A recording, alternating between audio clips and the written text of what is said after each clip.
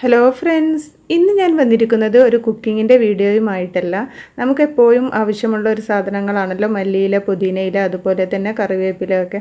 അപ്പോൾ ഇത് നമ്മൾ കയ്യിൽ കൂടുതലായി കിട്ടുമ്പോൾ നമുക്ക് എങ്ങനെ ഒരു വർഷത്തോളം സൂക്ഷിച്ച് വെക്കാം എന്നുള്ള ഒരു ടിപ്പുമായിട്ടാണ് കേട്ടോ. അപ്പോൾ ഇത് പുറത്ത് വെച്ചാലും നമ്മൾ ഫ്രിഡ്ജിൽ സൂക്ഷിക്കുകയാണെങ്കിലും ഒരാഴ്ച 2 ആഴ്ച കഴിയുമ്പോൾ പെട്ടെന്ന് ചീഞ്ഞൊക്കെ പോകും. അപ്പോൾ അതില്ലാതെ നമ്മുടെ വർഷങ്ങളോളം നമുക്ക് ഇത് സൂക്ഷിച്ച് വെക്കാൻ വേണ്ടിയിട്ടുള്ള ഒരു ടിപ്പാണ് ഞാൻ ഇന്ന് കാണിക്കുന്നത്. അപ്പോൾ ഇതിന് വേണ്ടിയിട്ട് ഞാൻ എടുത്തിരിക്കുന്നത് ഇതുപോലെയുള്ള ഒരു ഐസ് ട്രേ ആണ്. അപ്പോൾ ഐസ് ട്രേ തന്നെ വേണമെന്നില്ല കേട്ടോ. നമുക്ക് ചെറിയ കുഞ്ഞു ബൗളുകൾ ഉണ്ടെന്നുണ്ടെങ്കിൽ അതുപോലത്തെ ബൗൾ എടുത്താൽ മതി. ഞാനിപ്പോൾ ഈ ഒരു ട്രേയിലാണ് ഇതുപോലെ വെച്ച് കൊടുക്കുകയാണ്. നമുക്ക് ഒരു കറിയിലേക്ക് ആവശ്യമായിട്ടുള്ള അളവിൽ നമുക്ക് ഇതുപോലെ വെച്ച് കൊടുക്കാം.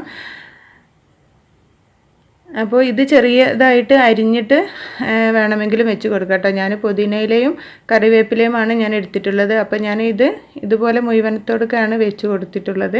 അപ്പോൾ എങ്ങനെയാണോ നമ്മൾ ഉപയോഗിക്കുന്നത് ആ ഒരു രീതിയിലേക്ക് നമുക്ക് വെച്ച് കൊടുക്കാം. ഇനി നമുക്ക് കുറച്ച് വെള്ളമാണ് ആവശ്യമുള്ളത്. അപ്പോൾ ഇത് മുങ്ങി കിടക്കുന്ന ഒരളവിൽ നമുക്ക് ഇതിൻ്റെ മുകളിലായിട്ട് വെള്ളം ഒഴിച്ച് കൊടുക്കാം.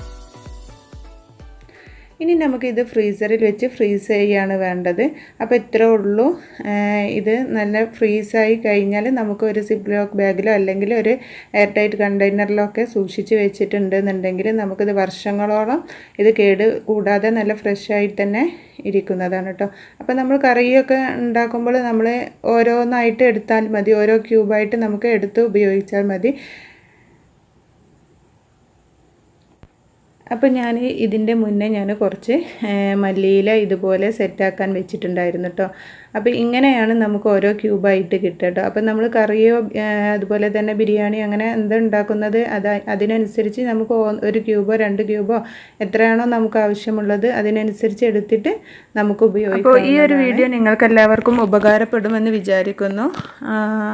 അപ്പോൾ ഇതുപോലെ നിങ്ങൾ ട്രൈ ചെയ്തിട്ടില്ല എന്നുണ്ടെങ്കിൽ ഒന്ന് ട്രൈ ചെയ്ത് നോക്കുക. എന്നിട്ട് ഇതിൻ്റെ ഫീഡ്ബാക്കൊക്കെ കമൻറ്റ് ബോക്സിൽ അറിയിക്കുക.